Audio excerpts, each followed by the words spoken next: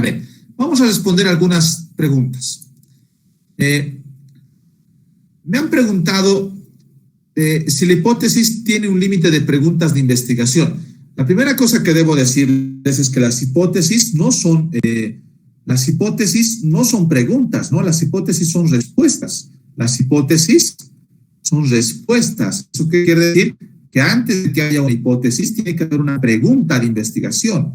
Primero tenemos una pregunta de investigación y la pregunta de investigación tiene una respuesta que se llama hipótesis. ¿Cuántas hipótesis puede haber? Puede haber tantas hipótesis como preguntas de investigación. Si tuviéramos más preguntas de investigación, tenemos más hipótesis. Una hipótesis por cada pregunta de investigación. Por supuesto que una de estas preguntas de investigación puede ser la principal, la más importante. Y alrededor de esta hay otras preguntitas. Procuramos trabajar con las preguntas principales, pero puede haber varias preguntas y varias hipótesis. Lo ideal es tener una pregunta principal, sobre la cual vayamos trabajando, ¿no? ¿Por qué no hay hipótesis en el alcance exploratorio? A ver, las hipótesis son respuestas ante una pregunta de investigación. ¿Cuándo no tenemos respuesta? No tenemos respuesta cuando no conocemos un tema. Y a ver, yo les pregunto a ustedes, por así decirlo, ¿habrá vida? ¿Qué tipo de minerales habrá en una galaxia alejada a 1000 años luz?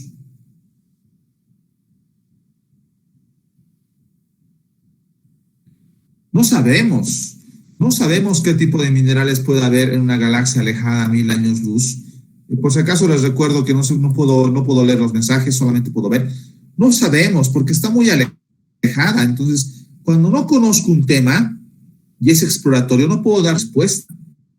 El coronavirus lo seguimos estudiando.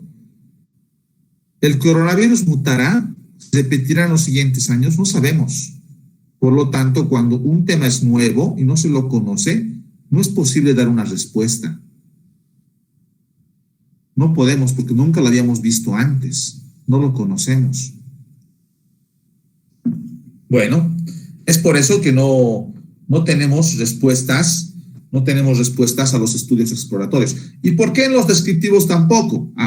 En los descriptivos, cuando procuramos proyectar una variable, sí. Cuando queremos simplemente describir, no. Si la pregunta de investigación es saber cuántos de ustedes tienen teléfonos inteligentes, yo espero investigar eso. Entonces, una hipótesis no me ayuda mucho porque la idea de las hipótesis es que nos va a permitir después medir, operacionalizar variables, como les he mandado en el video anterior. Por lo tanto, en un estudio descriptivo no necesariamente tenemos que tener hipótesis. El contar, el saber cuántas personas infectadas hay ahora, en la realidad, ya vemos que es una persona infectada, es una persona que da positivo a un test de laboratorio. No hace mucha falta. Pero sí, cuando queremos proyectar, si queremos saber cuántas personas infectadas habrá en agosto, ahí sí necesitamos hipótesis descriptivas. En las descriptivas no son muy necesarias.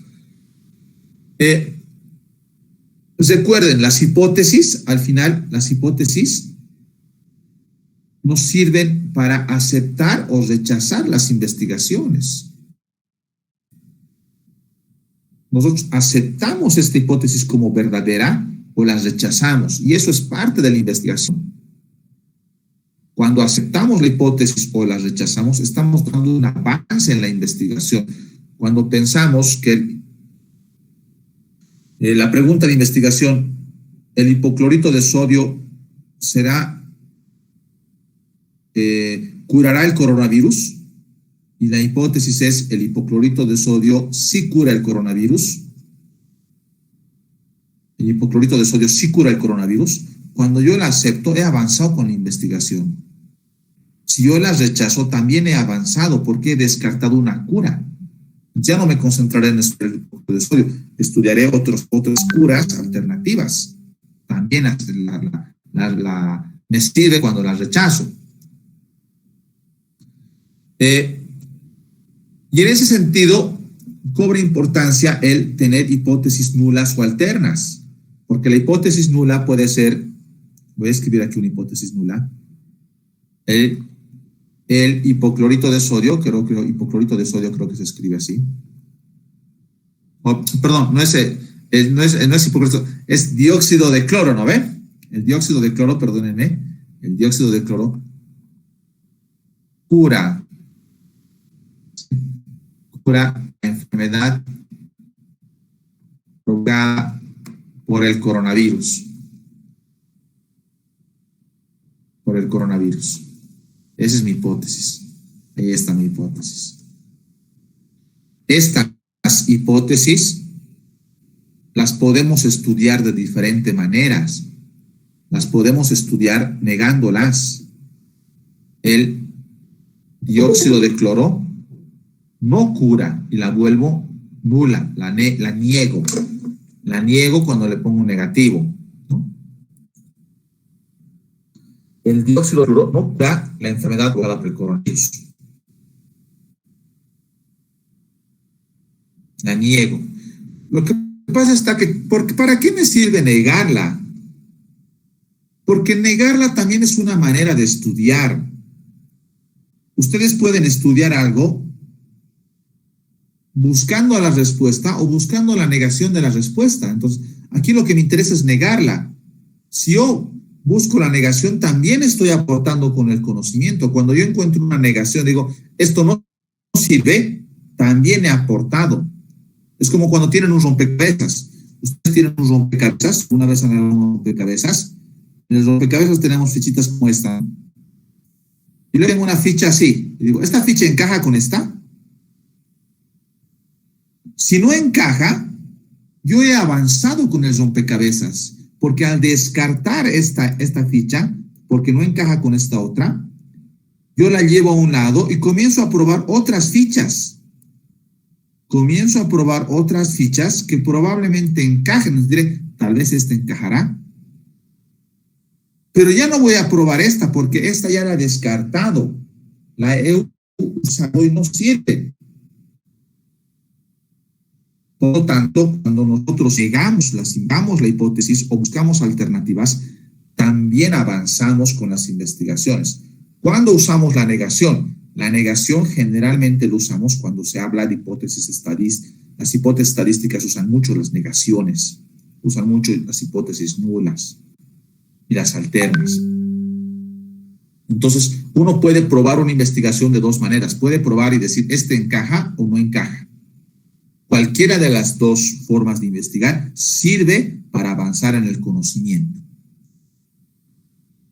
Luego me preguntan hipótesis desde un enfoque cualitativo, ya que las hipótesis en este caso se van formando conforme avanza la investigación del sujeto. Entonces, sus variables tienden a variar. Desde un enfoque cualitativo, sus variables de la hipótesis tienden a variar. Las variables, por supuesto, tienden a variar, pueden cambiar, y lo cualitativo puede cambiar en el tiempo. Lo cualitativo es un estudio mucho más profundo, y en ese estudio profundo, que se basa en un grupo y no sirve para proyectar, en lo cualitativo el investigador formula la hipótesis mientras va avanzando en lo cualitativo. ¿Y las variables pueden cambiar? Sí, las variables pueden cambiar en lo cualitativo.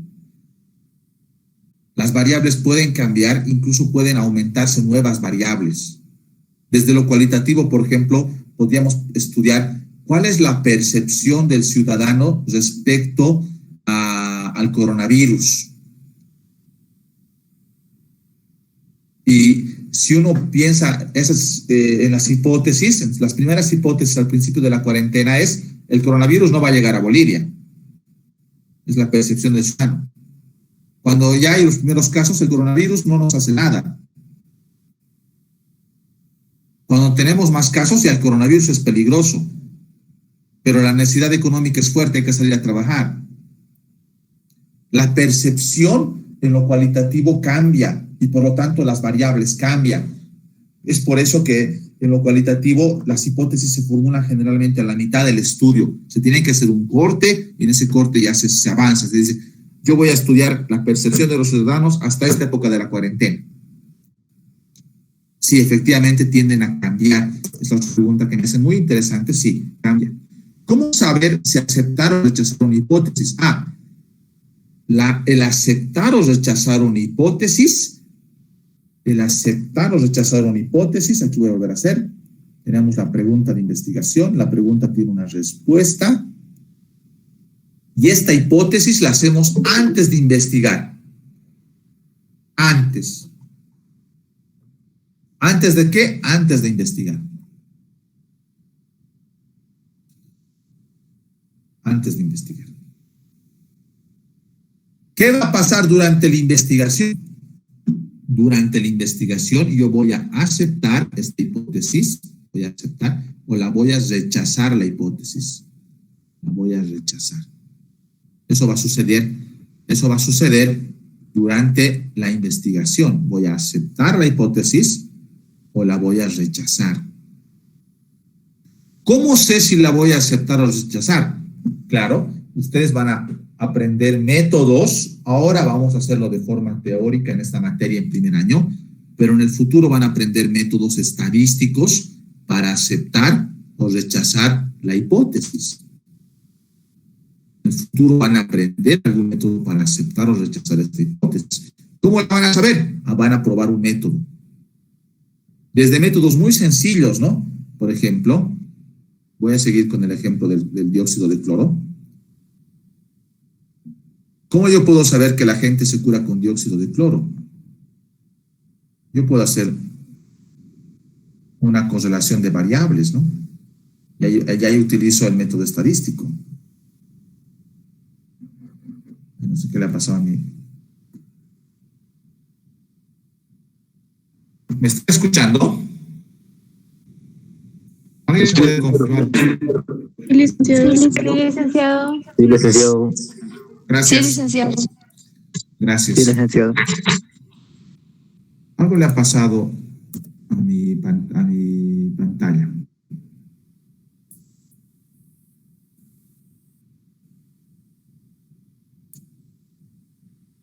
Yo les decía, en el caso del dióxido de cloro podemos utilizar algún método estadístico para verificar si el dióxido de cloro mejora la salud de las personas.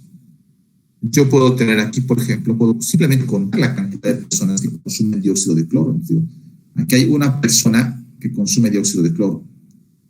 Y esta persona yo puedo tener tres opciones.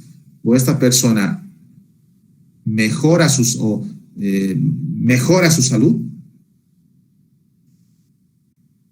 Puedo tener tres opciones. Esta persona consume dióxido de cloro. O mejora su salud, este puede ser la salud, ¿no?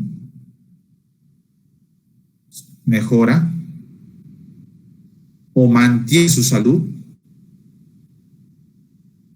O se deteriora su salud. Marco. Una persona se mantiene. ¿Qué pasa con dos personas? Esta segunda persona deteriora. ¿Qué pasa con tres personas? ¿Qué hace la tercera persona? La tercera persona mejora.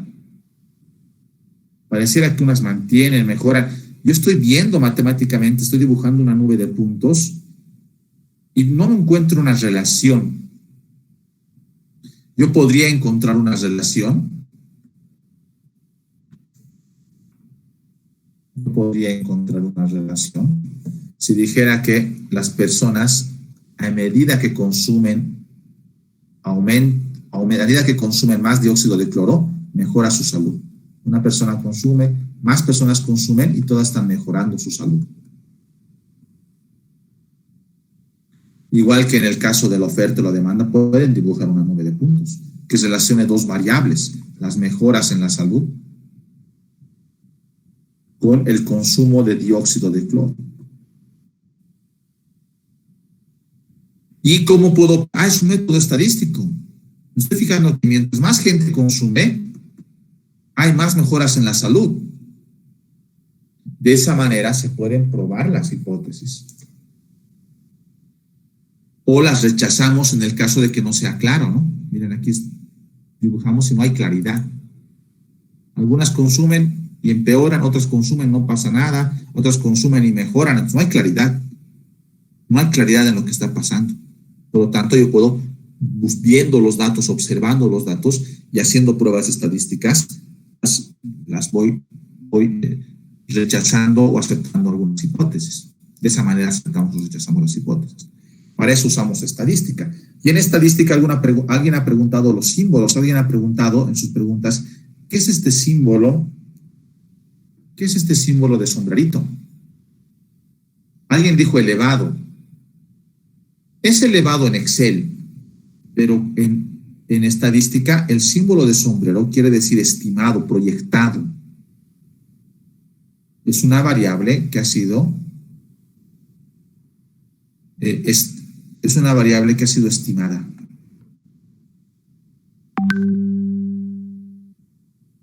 Eso significa el sombrerito.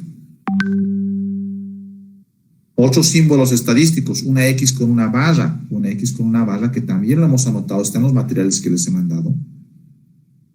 Una X con una barra significa, una X con una barra significa promedio. Esto quiere decir promedio.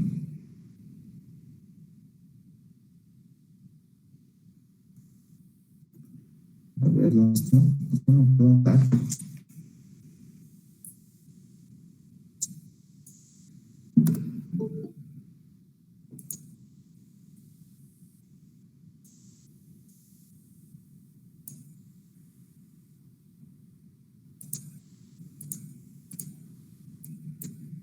X con una barra quiere decir promedio.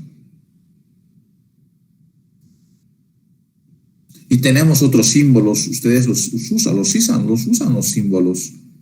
Pero en estadística ustedes van a encontrar nuevos símbolos. Van a encontrar, por ejemplo, el símbolo de correlación. La correlación entre dos variables, entre la variable X y la variable Y. X simplemente es la variable solita, ¿no?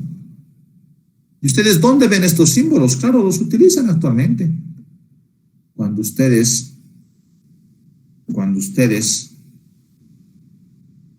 hacen la famosa curva de oferta y demanda, aquí utilizan un símbolo. En el eje de las X usan las cantidades y en el eje de las Y usan los precios. Y estamos diciendo que esta X es una cantidad y esta Y es un precio. Por lo tanto, cuando usamos símbolos en metodología de la investigación, decimos, yo voy a representar a las X,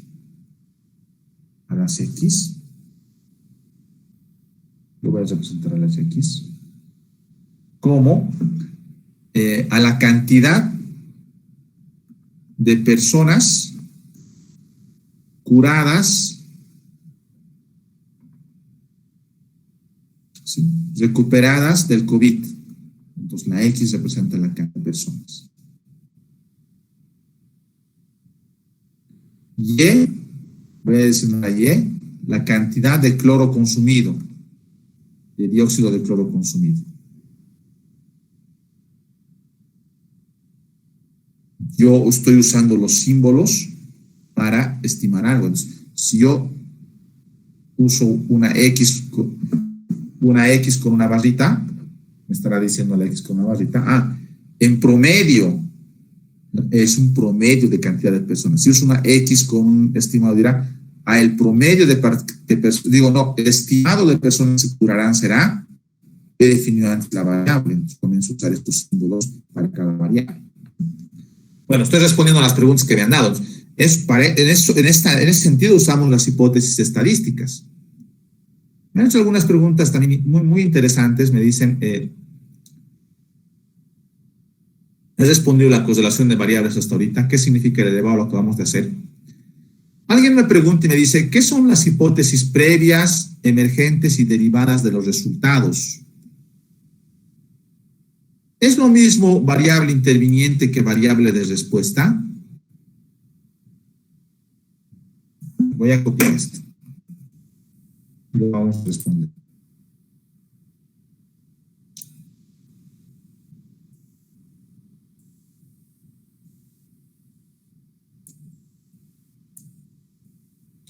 Dice, en el enfoque mixto, ¿cómo podemos utilizar los tres tipos de hipótesis que son hipótesis previas, emergentes y derivadas de los resultados? A ver, primero, yo no he hablado en ninguna parte del texto de hipótesis previas, emergentes y derivadas de resultados. No, yo no lo he hablado, seguramente lo han visto y está, lo han visto del internet, lo han visto en algún libro, en algún lado. Yo no se acostumbra a hablar de hipótesis emergentes y derivadas de los resultados. ¿Qué es lo que sucede? Sucede que la investigación es como algún rato lo hemos aprendido, es una espiral, ¿no? Cuando uno está estudiando algo, no sé qué le pasa a mi pizarra, algo se mueve. Cuando uno estudia algo, surgen preguntas de investigación, que durante la investigación van a ser respondidas. ¿Cómo la vamos a responder? A partir de las hipótesis. Tenemos preguntas de investigación. Las preguntas de investigación tienen hipótesis y las hipótesis durante la investigación van a ser aceptadas o rechazadas. Vamos a aceptar o vamos a rechazar estas hipótesis. En un circuito, ¿no? Primero tienes la pregunta, luego tienes la hipótesis, luego aceptas o rechazas la hipótesis. La pregunta, ¿el dióxido de cloro sirve para curar el coronavirus? Como pregunta, no puedo hasta entonar mi voz. ¿El dióxido de cloro servirá para curar el coronavirus? La hipótesis es, el dióxido de cloro sirve para curar el coronavirus. ¿Tú aceptas o rechazas? Si aceptas, digamos que aceptarás. ¿Aceptas? Si aceptan, ¿acaso nos surgen nuevas preguntas? ¿Sirve para curar? ¿Y en qué dosis cura? ¿Causará efectos secundarios además de curar?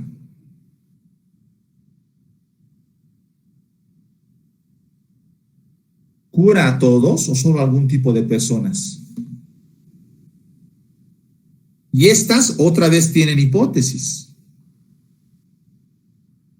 Y otra vez generamos hipótesis. Algo le pasa a mí. Y otra vez generamos hipótesis.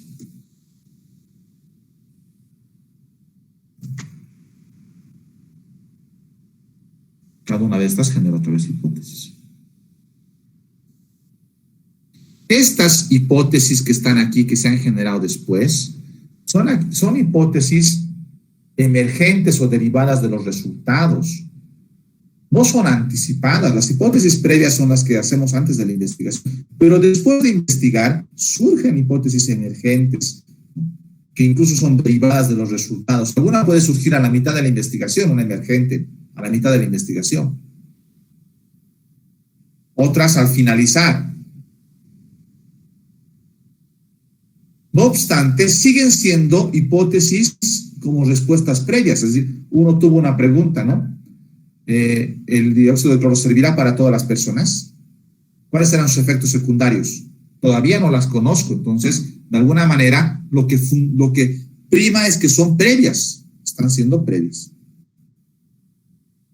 Yo les sugeriría no complicarse mucho buscando otra literatura.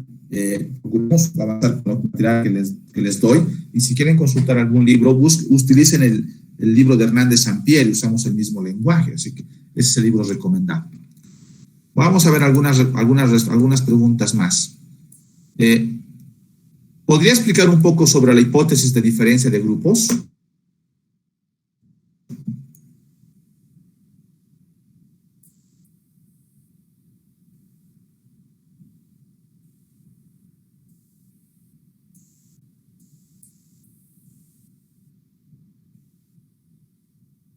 Bueno, las investigaciones, repito, seguimos siendo lo mismo, seguimos avanzando con lo mismo. mismo. Tienen preguntas y las preguntas pueden ser preguntas de diferencia de grupos. Los estudiantes de la UNSA de Contaduría Pública conseguirán trabajo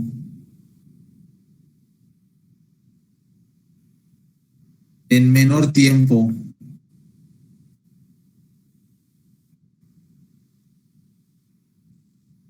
que los de las universidades privadas.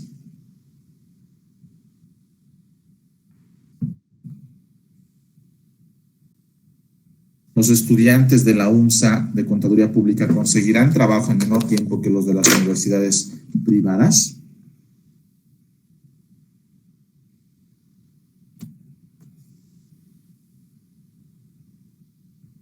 Tengo aquí dos grupos. Tengo un grupo de estudiantes de la UNSA. Creo que me voy a conseguir otra aplicación. Está jugando mal. Los estudiantes de la UNSA y los estudiantes de las universidades privadas.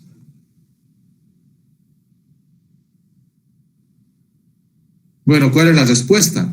La respuesta seguramente la vamos a sacar del marco teórico, pero la respuesta podría decir sí.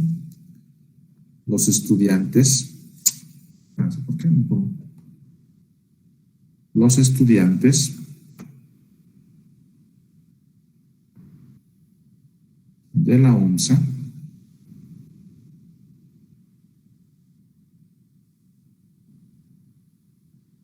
es la hipótesis, ¿no? Tardan en conseguir trabajo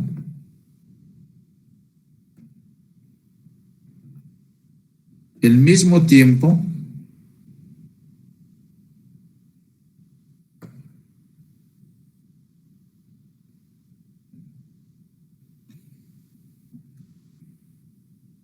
que los estudiantes de las universidades privadas. Y he respondido. Ahora, las hipótesis de diferencia de grupos, lo que tienen grupos, por supuesto. Grupos, ¿no? Unos pertenecen a la UNSA y otros pertenecen a las privadas. ¿Y qué variables tienen? También tienen variables. Una variable es el tiempo en el cual consiguen trabajo. Cuando uno sale titulado, uno tarda en conseguir trabajo. Bueno, el mercado pareciera que le da alguna importancia a ser de la UNSA, ¿no? Por eso ustedes van a ver en el mercado, dice abogado UNSA, odontólogo UNSA. Pareciera que el mercado privilegia a la universidad. Tal vez tengamos que rechazar esta hipótesis. Pero más allá de rechazar, respondiendo a la pregunta del compañero, es que las hipótesis de diferencia de grupos tienen grupos también. Igual que tienen grupos, tienen variables. Y ahí aprovecho para responder alguna otra pregunta que sus compañeros me acaban de hacer. Me dicen, ¿podría explicar un poco más de la definición operativa, grupos, dimensión, indicador, valores? Yo he mandado un video explicando sobre ese tema, pero lo vuelvo a hacer. Está en el material. No sé.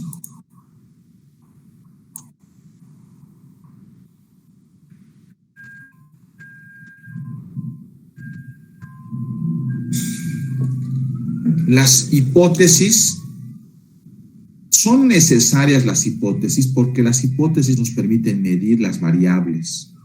Tenemos las preguntas y las preguntas tienen hipótesis.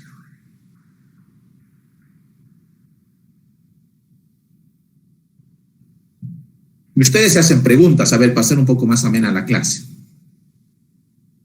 Ustedes tienen preguntas. No sé, pues dirán, voy a buscar alguno que esté en la clase.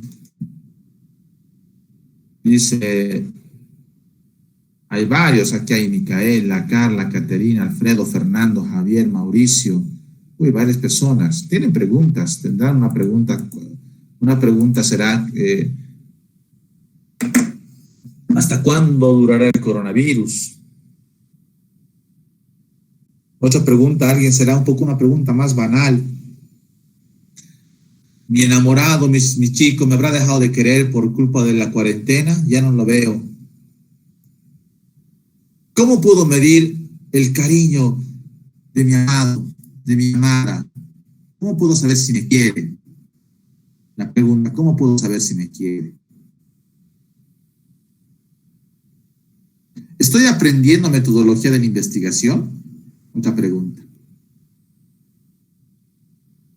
Alguien tal vez en una situación diferente, ¿conseguiré trabajo? Todas esas preguntas tienen respuestas. Sí, una respuesta tentativa, ¿no? Sí vas a conseguir trabajo. Puedes vender dulces.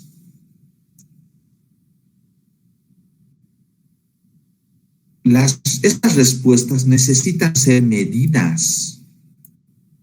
Las hipótesis, las respuestas que se plantean necesitan ser medidas.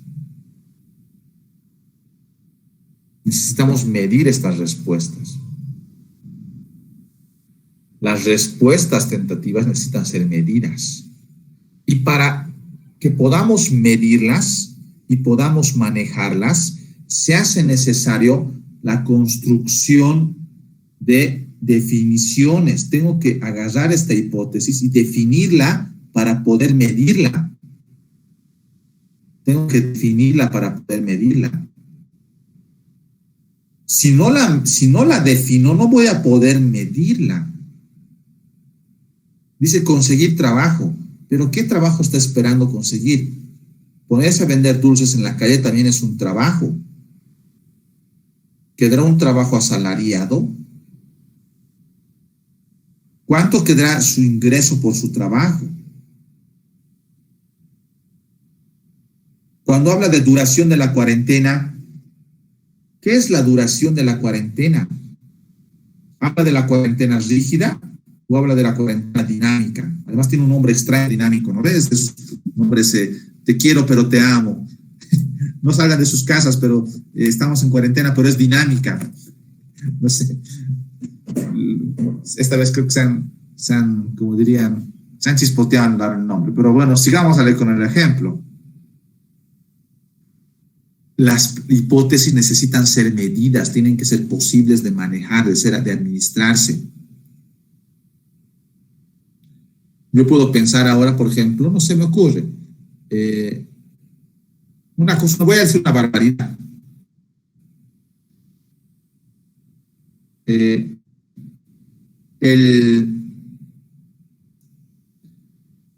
Sabemos que los rayos solares en la altura matan el coronavirus. Entonces, llevemos pues los rayos solares a toda nuestra casa.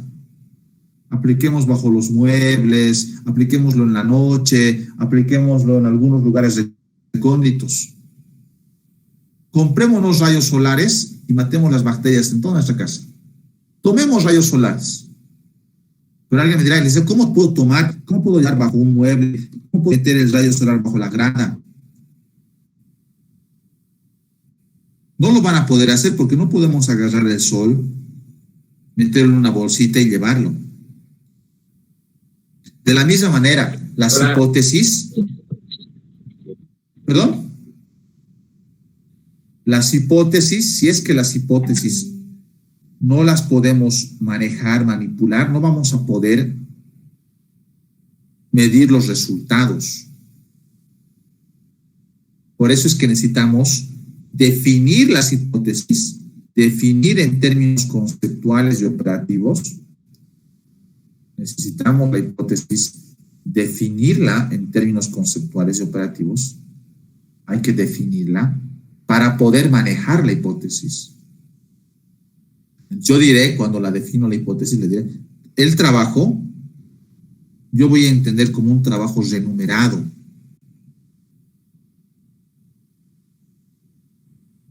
Y que además este trabajo remunerado sea mayor a 150 bolivianos por día, o al menos igual.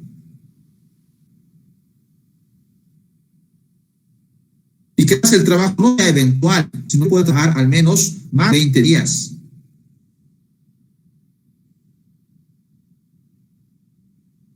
El investigador necesita definir las variables que tiene la hipótesis. La hipótesis tiene variables. Perdóname, no sé qué le pasa aquí a mi pizarrita. La hipótesis tiene variables. Hace rato hemos dicho trabajo. ¿Cuánto tiempo tardan en encontrar trabajo los estudiantes? ¿Qué tipo de trabajo? Remunerado, de 150 bolivianos, más allá de 20 días. Pero además que sea un trabajo especial, ¿no? Si uno sale de la universidad y estudia contaduría pública, sea un trabajo que además de ser remunerado, sea un trabajo que aplique lo estudiado. Aplique lo estudiado. Por ahí yo les pregunto a ustedes, ¿han conseguido trabajo? Sí. Ah, qué lindo. ¿Y qué haces? Ah, yo pues lavo ropa. Pero no has estudiado contaduría pública. Sí, pero he conseguido trabajo. Pero al lavar ropa creo que no vas a aplicar lo que has aprendido en los 5 años. Por eso es importante la definición conceptual y operativa, porque el trabajo puede ser entendido de diferentes maneras. Yo lo puedo entender como un trabajo no remunerado. Yo trabajo, ayudo a mi papá en la tienda, vendo. Ah, pero yo estoy estudiando un trabajo remunerado con estas características, que aplique lo estudiado, que sea más de 150 bolivianos que se pague al día, que se trabaje más de 20 días. Por eso es que se debe hacer las hipótesis. Como les decía en el video anterior que he mandado, esta forma de definir la hipótesis, si tiene 150 bolivianos, 20 al día, etcétera, se la hace de diferente manera, con diferentes cuadros. Lo importante es definirlo en términos conceptuales y, como yo lo he hecho ahora, en términos operativos. Si no se define la hipótesis, no se puede trabajar después. Perdón, si no se definen las variables de la hipótesis, no se puede trabajar después. Ahora que hemos definido, yo puedo hacer encuestas. Ahora que hemos definido, puedo preguntar a la gente. Antes yo me podía preguntar, ¿trabajas? Sí. Ah, gracias.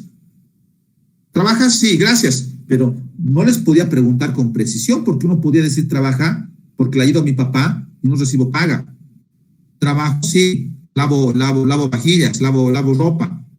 ¿Trabajo? Sí, yo limpio casas. Ahora sí tengo que preguntar, ¿trabajas de forma remunerada? ¿Aplicas lo estudiado? ¿Cuánto ganas? ¿Tu contrato es más de 20 días? Solamente esas personas, para la definición que el investigador ha optado, van a entrar como hipótesis, variables de la hipótesis válidas. Los demás no, porque las voy a excluir, no sirven para mi estudio.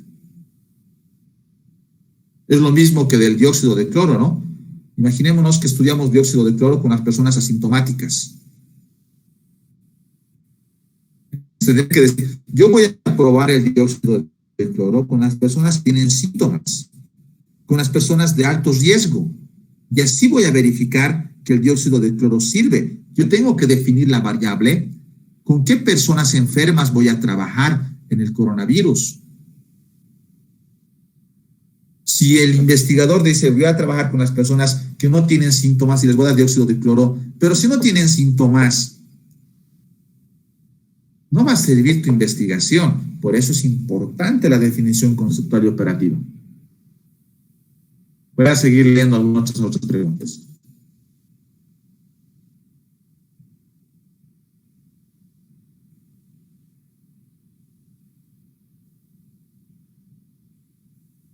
Voy a copiar, voy a mover esto.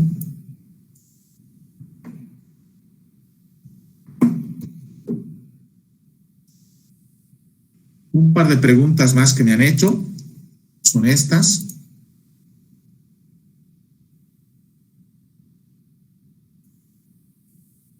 Algunas preguntas que me han hecho dicen, al momento de formar una hipótesis, ¿se puede ignorar las variables intervinientes o deben tomarse en cuenta para los resultados?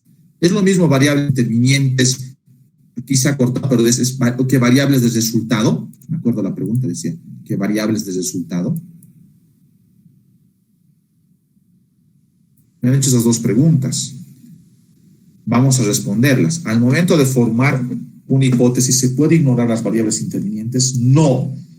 No se puede ignorar las variables intervinientes. Las variables intervinientes Ya les he dicho, son aquellas variables que van a afectar la investigación, necesitamos controlarlas. Hay que controlar este tipo de variables. Por ejemplo, imaginémonos que seguimos con el dióxido de cloro. Ya, he hecho una buena hipótesis y agarro a un conjunto de personas.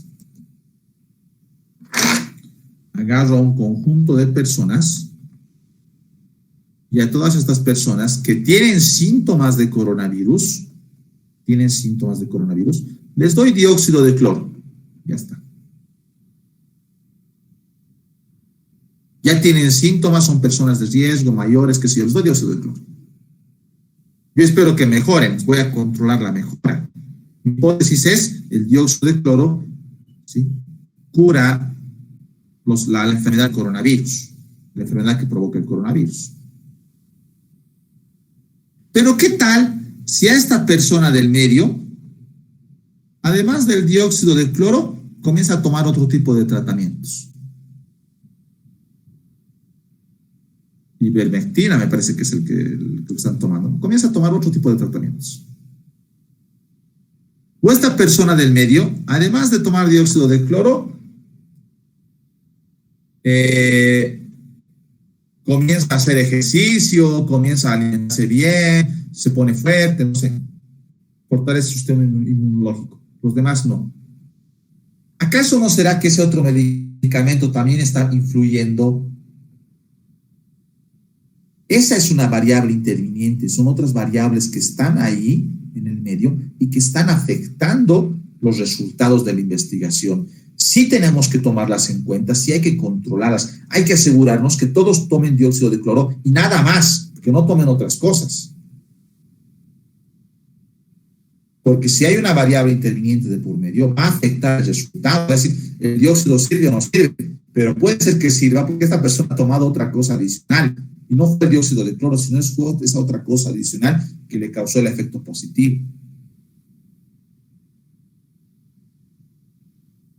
Bueno, alguien pregunta, dice, ¿es lo mismo variables intervinientes que variables de resultado?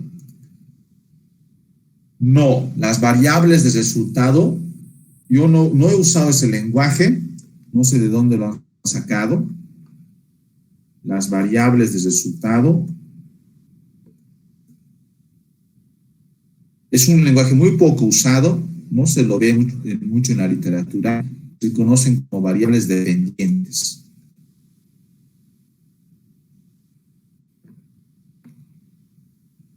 Son variables dependientes. Y ustedes ya han visto que era una variable dependiente, ¿no? La variable dependiente resulta ser el efecto. Y la variable independiente resulta ser la causa. No sé qué le pasa a mi pizarra, compañero, discúlpeme, escribo y se mueve. La variable independiente es la causa y la dependiente es el efecto. ¿Cuál es la causa? La causa es el dióxido de cloro. ¿Cuál es el efecto? El efecto sobre la salud. Mejoras en la salud. Y así podemos tener muchas variables causa-efecto, ¿no? ¿Cuál es la variable? Recuerden, es una causa-efecto. La variable dependiente se conoce como efecto. Y esta se conoce como independiente. Su compañero ha usado un sinónimo. Sinónimo es que además a esta dependiente se la conoce como variable de resultado. No tiene lógica, ¿no? Porque es el efecto, es el resultado. Causa-efecto. ¿Cuál es la causa? La causa, por ejemplo, acceso a Internet. ¿Cuál es pero efecto? Mejora de las notas. Si tienen, mejora su desempeño académico. Notas. Mejora el Internet de ustedes y yo espero que tengan mejores notas. Y así podemos tener muchas causas-efectos, ¿no? Se me viene a la mente una causa-efecto ahora. El ministro de Educación ha dicho que los estudiantes no se van a aplazar. Causa. Mensaje. ¿Qué es el mensaje? La variable dependiente. ¿Cuál es el efecto? ¿Qué actitud tomarán los estudiantes ahora que saben que no van a aplazarse? Este es variable dependiente, causa-efecto, o también denominada, como su compañero dice, variable de resultado. Con eso creo que respondí todas sus preguntas. No sé si tienen alguna más. Así que estoy atento a escucharles. He grabado lo que he estado explicando, son 42 minutos de grabación. Espero que lo puedan ver, grabar con sus compañeros, lo voy a subir a YouTube. Preguntas, compañeros.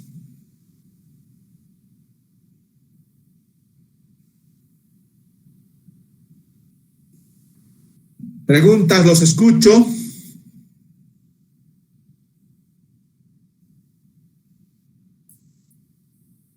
Bueno, licenciado, buenas tardes. Buenas tardes, te escucho, por favor. ¿Cómo podríamos hallar una hipótesis de un grupo de investigadores que cada uno está seguro de que su hipótesis es la correcta, pero sin embargo piden hallar una sola hipótesis de todo el grupo de investigadores? ¿Cómo podríamos hallar esto? Interesante pregunta. Bueno, me está diciendo que todos los investigadores están haciendo una sola investigación. Sí, así es. Y tienen que ponerse de acuerdo en una hipótesis. Ajá, en una sola hipótesis. Una sola hipótesis. Bueno, receta técnica no hay. Podríamos usar algún instrumento. Hay instrumentos que se llaman, por ejemplo, el método Delphi, que sirve para que los expertos se pongan de acuerdo. Podríamos usar alguna metodología, podríamos hallar alguna metodología para el cual podamos no sé, escoger la hipótesis. Podría ser una por votación, o podríamos a cada hipótesis le podríamos dar algún atributo. Es decir, qué sé yo, la hipótesis mía es que el dióxido de cloro no afecta a la salud de las personas. La hipótesis de tu compañero puede ser que investigador que el dióxido de cloro sí afecta a la salud de las personas. Tenemos dos hipótesis diferentes, aunque están de alguna manera relacionadas. Una es la negación, ¿no? Bueno, podríamos usar alguno de estos métodos. En lo personal, bueno, lo tiene que llegar a algún consenso, ¿no? Podríamos buscar algún atributo a la hipótesis, atributos, por ejemplo, de si se puede probar más fácilmente, si la hipótesis el poder verificar esta hipótesis está de acuerdo a nuestros recursos, si la literatura la respalda, si existe algunas otras investigaciones que están llevándose a cabo. Eso ya los investigadores tienen que ponerse de acuerdo. Es una pregunta un tanto compleja y avanzada la que haces, porque yo te lo comento de la experiencia, ¿no? Alguna experiencia, algunos trabajos que he hecho, lo que hacemos es conversar y negociamos, ¿no?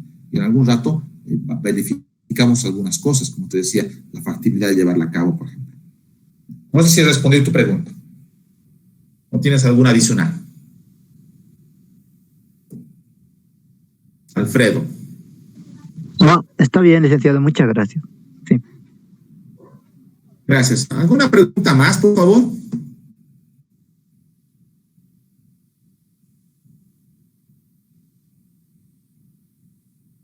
Bueno,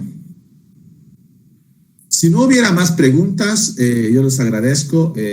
Como les decía, la idea más que de una clase es resolver dudas. El material está ahí, los videos están ahí. Ustedes tienen todo el tiempo y los recursos para estudiar. Y si todavía hubiera quedado alguna duda, yo voy a estar atento en el WhatsApp, como saben, para responderlas. Con esto ya tienen 2 videos, ¿no? El video del otro curso que ha hecho preguntas interesantes. Con las preguntas de ustedes las implementamos. Bueno, que tengan una buena tarde. No se olviden, tienen tarea para el próximo miércoles. Que les vaya bien. Hasta luego. Hasta luego, licenciado. Hasta luego, licenciado. Hasta luego, licenciado. Gracias. Hasta luego, licenciado. Hasta luego, licenciado. Chao. Licenciado.